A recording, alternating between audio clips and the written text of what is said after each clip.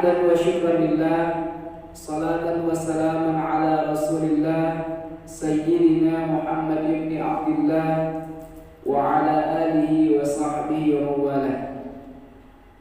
Amma ba'du, faqala Allah ta'ala fil Qur'anil Karim wa huwa al-asdaqul qailin, a'udzu billahi minasy syaithanir rajim. Ya ayyuhalladzina amanu taqullaha haqqa tuqatih wa la tamutunna illa wa antum muslimun. Wa qala aidan nabiyyuna Muhammad Rasulullah sallallahu alaihi wasallam fil hadits, ittaqillaha haitsu ma kunta wa atbi'is sayyi'atal hasanata tamhuha wa khaliqin nasa bi khuluqin hasan. Shadaqallahu alazim. Yang saya hormati dan saya muliakan Bapak PKM Badan Kenajilan Masjid Al-Hidayah, yang semoga istiqomah tetap terus membuat program untuk meramaikan masjid. Semoga ini menjadi jalan kemudahan kelak di padang mahsyar buat Bapak PKM dan seluruh pengurus masjid, menjadi ladang amal ibadah. Karena menjadi pengurus di sebuah tempat yang baik, apalagi mengajak orang beribadah, beramal soleh, itu adalah tempat yang mulia dan sadar Allah muliakan mereka. Mudah-mudahan para pengurus istiqamah hingga akhir keturunan kalau bisa. Amin ya rabbal alamin. Yang saya hormati dan saya muliakan Bapak Ibu, orang-orang tuaku yang tetap istiqamah, yang hampir setiap Jumat kami keliling, kami tersenyum tapi ingin juga meneteskan air mata. Kenapa? Karena hampir di setiap subuh yang kami dapati hanyalah orang-orang tua, yang tadi tidak kami dapati anak-anak muda yang datang ke masjid. Dan yang saya hormati para ustadz dari Majelis Dakwah Islamiyah Kota Medan yang hari ini berjuang karena mengharapkan ridha Allah, kasih sayang Allah. Kami yakin dan percaya setiap langkah dalam dakwah kami didiri oleh Allah. Kami yakin dan percaya setiap subuh kami melangkah menyampaikan satu ayat kebaikan untuk meningkatkan iman kepada Allah. Para malaikat juga pasti akan mendoakan langkah niat baik kami. Maka oleh karena itu Bapak Ibu, kami tidak minta banyak. Bahkan beberapa kawan-kawan terkejut, berapa sih honor sekali datang setiap subuh? Kami katakan bukan masjid yang bayar honor kami, tapi Allah. Kalau masjid berapalah kadang dikasih masjid 300, itu pun kadang mau jadi buah bibir. Kadang paling banyak 500, itu pun mau kadang jadi buah bibir. Allah Ustaz amplop. Tapi kalaulah Allah yang kasih, tak sebanding, tak senilai yang seperti mana diberikan oleh manusia. Maka itulah yang kami harapkan dalam dakwah setiap Jumat subuh ini. Semoga kami tetap istiqamah. Amin ya rabbal alamin. Bapak Ibu jemaah yang dimuliakan oleh Allah, tidak ada yang ingin saya sampaikan pada kesempatan yang berbahagia ini kecuali 5 hal. 5 sekitar paling lama 20 menit. 5 perkara yang dapat menjadi asbab seseorang itu husnul khatimah, yang kita harapkan dalam kehidupan ini kesuksesan. Berbagai definisi yang diberikan oleh orang-orang tentang kesuksesan. Di dalam sebuah buku saya baca, kata Imam Syafi'i, hendaklah engkau memiliki 2 hal dalam kehidupan ini. Pertama, bila engkau berada di kalangan orang awam, mereka akan menghormatimu, mereka akan ta'zim kepadamu karena hartamu. Karena orang awam itu memandang seseorang karena hartanya. Kalau kaya dihormati, kalau peruritan di rumah orang kaya ramai yang datang. Tapi peruritan di rumah orang sederhana sedikit kali yang datang, karena mereka mengukur makanannya, karena mereka mengukur fasilitasnya. Yang kedua, hendaklah engkau memiliki ilmu. Bila engkau berada di kalangan orang-orang berilmu, engkau akan dihormati karena ilmumu. Maka dua hal ini ada pada Rasulullah, sehingga Rasul harum senantiasa di mana beliau berada. Harta ternyata di dalam buku sejarah ringkas tentang Nabi Muhammad Rasulullah SAW, Abdul Muthalib itu amat sangat disegani kaum Quraisy. Abdul Muthalib itu adalah keluarga yang kaya raya. Bahkan dalam sejarah ternyata dicatat, Bapak Ibu jemaah yang dimuliakan oleh Allah, ada dua manusia yang ingin terjadi dalam sejarah disembelih. Pertama, anak Nabi Ibrahim alaihissalam, yakni Ismail. Ternyata yang kedua dalam sejarah tercatat adalah Abdullah, ayahnya baginda Nabi Muhammad Rasulullah SAW. Boleh nanti dibuka. Saya kemarin baca-baca, makanya saya punya referensi. Ketika Abdul Muthalib bernazar, apabila saya memiliki 10 orang anak laki-laki, maka akan saya sembelih satu. Ketika itu nazarnya, keinginannya Abdul Muthalib dikabulkan oleh Allah. Memiliki 10 orang anak laki-laki, dan yang ingin disembelih itu, yang akan disembelih itu adalah Abdullah, ayahnya baginda Rasulullah. Namun apa yang terjadi setelah itu? Kata kaum Quraisy, jangan sampai ini terjadi. Kalau ini terjadi, akan menjadi tradisi bangsa Arab. Oleh karena itu ketika itu bangsa Arab mengatakan, kita undi saja. Bagaimana cara mengundinya? Kita buat anak panah, setiap 1 kali putaran 10 ekor onta. Diputar, anak panah tadi tertuju kepada Abdullah. Oleh orang kaya kaum Quraisy, saya sumbangkan lagi 10 ekor onta, jangan sampai tradisi ini terjadi. Diputar lagi, sudah 20 ekor onta, tepat juga kepada Abdullah. Diputar lagi, sampai ketika itu berjumlah 100 ekor onta. Barulah anak panah menuju kepada onta. 100 ekor onta menebus Abdullah. Sehingga ketika itu Abdul Muthalib pun sayang kepada Abdullah. Tidak terjadi lagi disembelih Abdullah, yang disembelih 100 ekor onta. Ternyata dalam sejarah Abdul Muthalib itu orang kaya, iya. Rasulullah itu orang kaya, iya. Namun ingat, mengapa kita ditekankan, dianjurkan untuk peduli kepada anak yatim? Rasul 3 bulan sebelum lahir ke muka bumi, 3 bulan dalam kandungan ibunya, sudah meninggal Abdullah ketika mengikuti perdagangan ke Syam.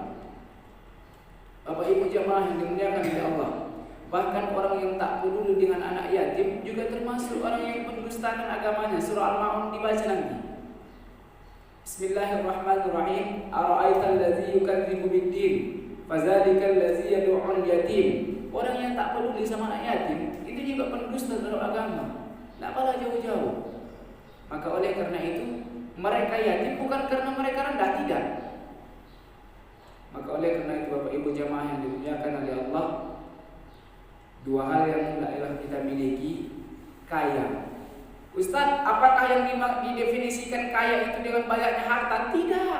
Laisal ghina an kasratil aradi. Tidaklah dimaksud kekayaan itu, kata baginda Rasulullah, kaya harta fasilitas. Banyak orang yang kaya, tapi sempit hatinya. Walakinnal ghina ghina nafsi. Yang dikatakan kaya itu kaya hati. Tak mesti kaya harus sedekah. Tapi kalau orang bersedekah sudah pasti kaya.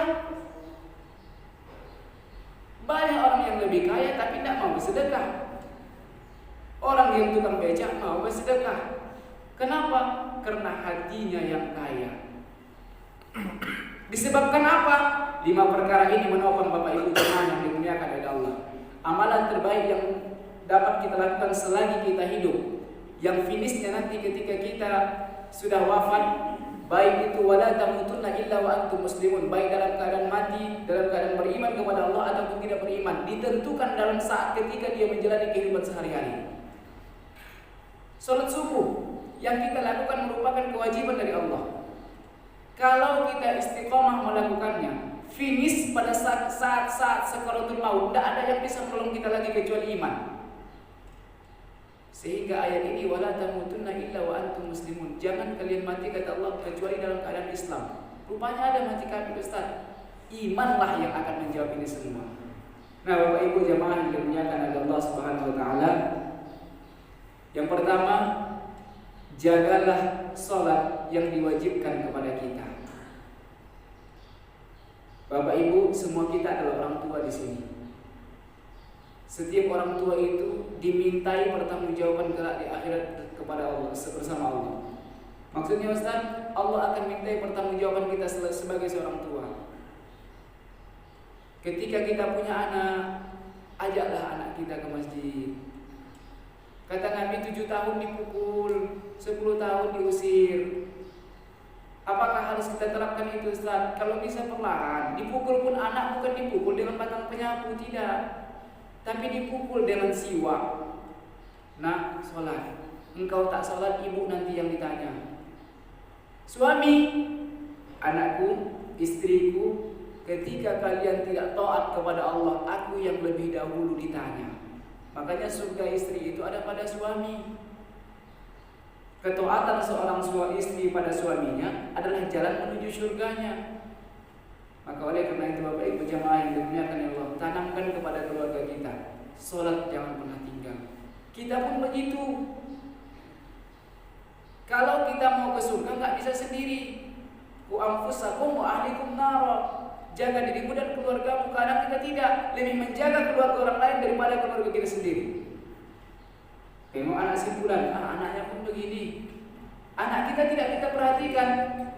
Kita selalu memperhatikan orang lain, tapi tidak memperhatikan diri sendiri. Inilah menghibah itu. Ada 4 yang selalu dilupakan manusia, Bapak Ibu jemaah yang dimuliakan Allah. Yang pertama, manusia itu selalu lupa bahwasanya mereka diciptakan Allah untuk beribadah.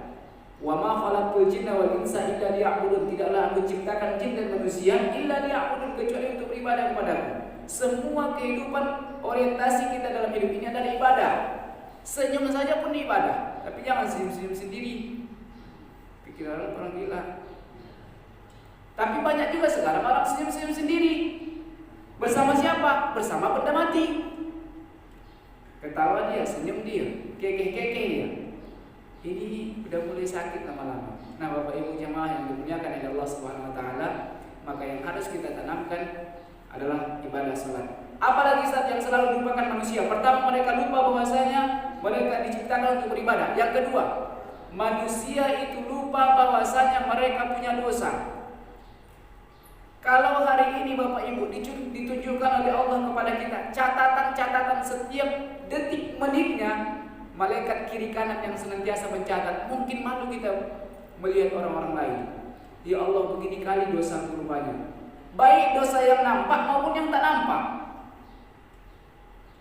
Berkata yang tidak baik saja dalam hati kita sudah termasuk dosa. Karena itu dapat menggelapkan iman kita. Makanya bersangka baik saja kepada orang lain. Sama seperti ketika seorang ibu-ibu kaya raya yang bersedekah, ternyata sedekahnya tidak kepada orang yang tepat. Nah, Bapak Ibu jemaah yang dimuliakan Allah, yang ketiga selalu dilupakan manusia, bahwasanya manusia itu, setiap manusia punya aib. Hanya saja kita lupa kalau bahwasanya kita punya aib. Yang keempat yang selalu dilupakan manusia sehingga mereka jarang taat kepada Allah, malas sekali ibadah kepada Allah, bahwasanya mereka akan mati. Manusia itu banyak yang lupa. Apalagi yang tua-tua, harusnya banyak mengingat mati. Karena dekat-dekat detik-detiknya. Kenapa? Karena kebiasaan di masa kecil menopang di masa remaja dan membuat kebiasaan di masa tua. Orang kampung kami bilang, Bapak Ibu, kecil teranja-anja, besar terbawa-bawa, udah tua terubah tidak. Makanya kenapa anak-anak itu disuruh datang ke masjid? Tidak dilarang, tapi ada yang mengontrol. Biarkan anak-anak yang ribut ya. Karena kalau mereka kecil teranja-anja datang ke masjid, besar terbawa-bawa itu. Asal aja mau singgah ke masjid aja itu. Kalau sudah remajanya begini cinta kepada masjid, udah tua pun pasti harinya ke masjid. Tapi kalau ini yang jarang ke tempat kebaikan, majelis-majelis baik, inilah tua-tua keladi, semakin tua semakin menjadi. Kenapa? Karena pembiasaan yang kurang. Bapak Ibu jemaah yang dimuliakan Allah. Yang pertama, aqimus shalah. Salat ini wajib. Bahkan kata Rasulullah di dalam kitab Syarah Al-Wafi yang dikarang oleh Dr. Mustafa Diab Al-Bugham, Bunyal Islamu ala khamsi syahadati an la ilaha illallah. Sebelum seseorang ibadah itu awalun bin ma'rifatullah, dikenalnya siapa? Allahu Akbar. Siapa yang besar itu? Hanya Allah. Maka haram seseorang dalam kajian fikih memikirkan sesuatu yang bersifat dunia ketika takbiratul ihram. Bahkan yang paling tajamnya ulama fikih mendefinisikan 13 rukun salat. Salah satu di antaranya yang pertama niat, yang kedua takbiratul ihram, yang ketiga berdiri bagi yang mampu. Kenapa dimasukkan dalam rukun? Betapa pentingnya salat itu. Tak bisa berdiri duduk. Tak bisa juga Ustaz berbaring. Ustaz tak bisa kena air, bertayamum. Apakah Ustaz harus ada air, tak ada air baru bertayamum? Tidak, ketika seseorang itu dalam keadaan sakit, mudarat baginya untuk dikenakan air, bertayamum dengan debu. Ada kemudahan dikasih Allah. Tapi kita yang selalu mempersulit. Kenapa mempersulit? Ada perkara yang mempersulit itu. Bapak Ibu jamaah yang dimuliakan ya Allah. Nah, ketika tak mampu berbaring, isyarat dengan hati. Isyarat dengan mata Ustaz, tak bisa juga. Isyarat dengan hati. Dengan hati pun tak bisa. Udahlah siap-siap saja, sholatkan saja waktu. Artinya pentingnya untuk melaksanakan sholat. Sebelum sholat, kenal dulu siapa? Allah Subhanahu wa Ta'ala. Allah yang Maha Kuasa. Allah yang Maha Pemberi rezeki. Allah yang memberi nikmat. Semua kita ditetapkan oleh Allah, segala sesuatunya rezeki itu ada. Tapi ketika iman itu ada, maka Bapak jemaah yang dimuliakan oleh Allah, kalau orang sholat, insya Allah hidupnya tak akan susah. Tapi kalau sudah tak sholat, susah itu pun datang. Maka oleh karena itu, jagalah sholat. Bunyal Islamu ala khamsin, 5 perkara kata Rasul, syahadati an la ilaha illallah wa anna Muhammad Rasulullah wa iqamis shalah. Sholat. Nah yang kedua Bapak Ibu jemaah yang dimuliakan oleh Allah, dapat menjadi asbab kita husnul khatimah. Biasakanlah lisan ini untuk membaca Al-Quran. Bahkan sebelum keluar dari rumah, walau setengah halaman bacalah Al-Quran. Tapi istiqomah itu memang berat Bapak Ibu. Di saat iman itu naik, mungkin kita sanggup sempat-sempatkan baca Al-Quran sebelum keluar dari rumah.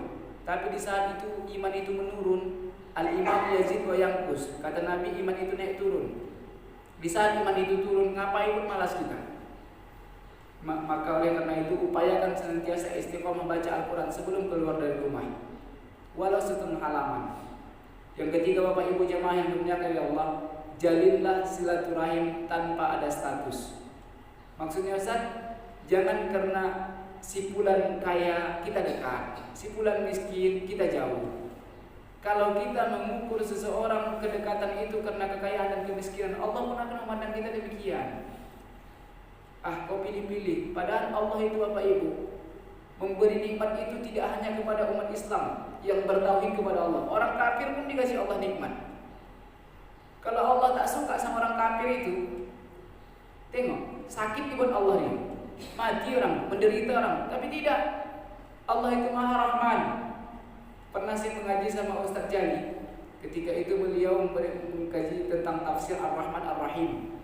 Ar-Rahman itu maknanya am, umum.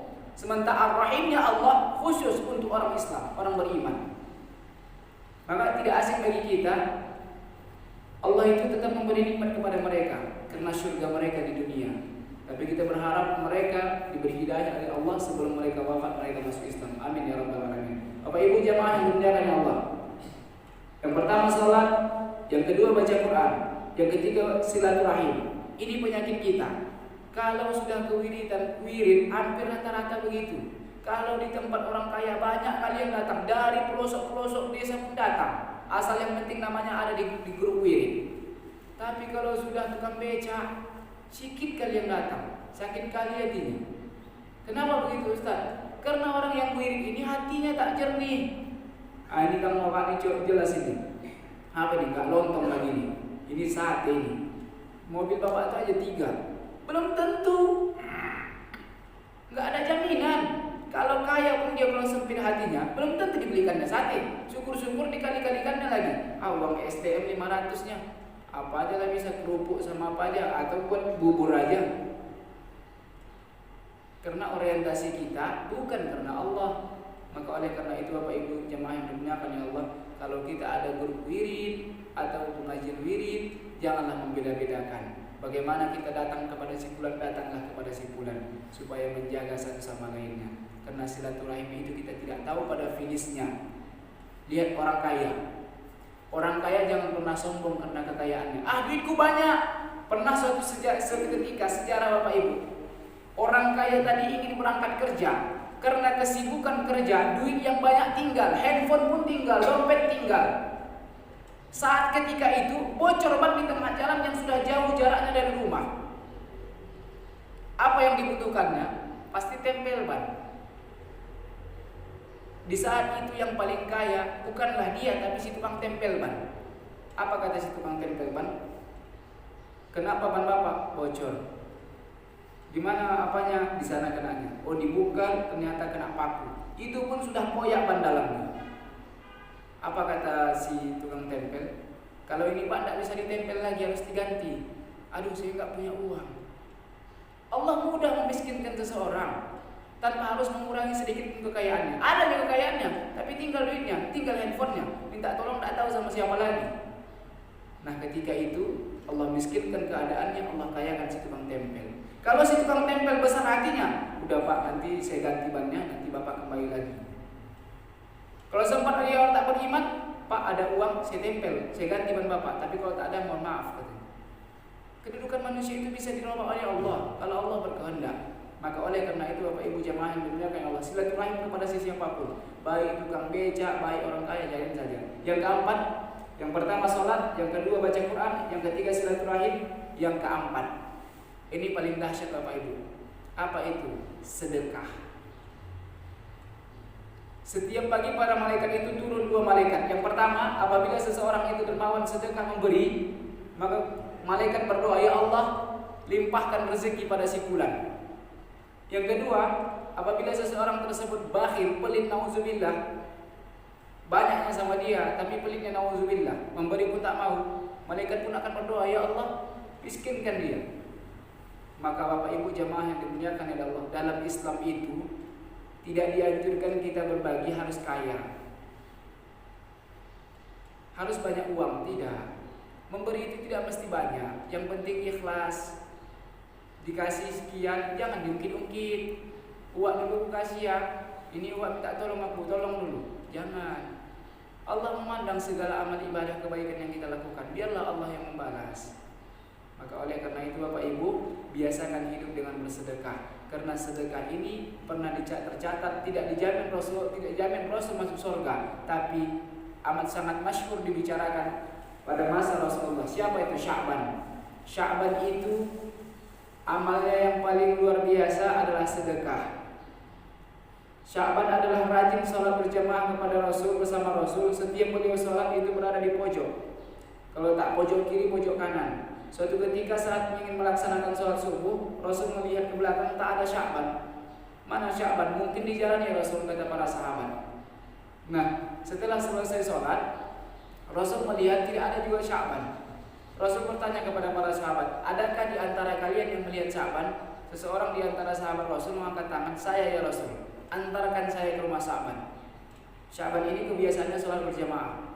Diantarkan Bapak Ibu 3 jam perjalanan. Kalau sholat subuhnya saya siap jam 6, jam 9 baru sampai ke rumah Sya'ban. Rasul bertanya kepada sahabat, benarkah ini menuju rumah Sya'ban? Benar ya Rasul. Jadi selama hari ini Sya'ban menuju masjid itu, inilah yang ditempuhnya 3 jam. Iya ya Rasul. Luar biasa Bapak Ibu. Kita tidak minta 3 jam, 3 menit dari rumah kita, itu pun berat kaki kita. Kenapa? Kita tidak sadar kalau kita akan mati. Kalau tahu hari ini orang-orang yang sadar kalau dia akan mati, takut dia terbujur kaku, azan subuh berkumandang terbujur kaku di situ sholat subuh tidak, maka dia akan takut, pasti bangun. Itulah kenapa harus senantiasa kita duduk di pengajian, menghidupkan iman. Iman itu mengingat kebesaran Allah, mengingat ketika kita nanti berjumpa dengan Allah dalam keadaan amal yang paling sedikit. Nah Bapak Ibu jemaah yang dimuliakan oleh Allah. Nah ketika itu apa yang terjadi? Sampai depan rumah Sya'ban, Rasul mengetuk pintu dan disambut seorang perempuan. Waalaikumsalam. Siapa di depan? Saya, Rasulullah. Dengan bahagia dibuka pintu oleh istrinya Sya'ban. Rasul bertanya, apakah benar ini rumah Sya'ban? Benar ya Rasul, saya adalah istrinya Sya'ban. Biasanya Sya'ban itu sholat berjamaah, tapi kenapa dari subuh tak ada? Apa kata istrinya? Semalam sore Sya'ban meninggal ya Rasul. Rasul pun bersedih. Bapak Ibu, tidak tahu pulang dari pengajian ini di antara kita siapa yang akan wafat.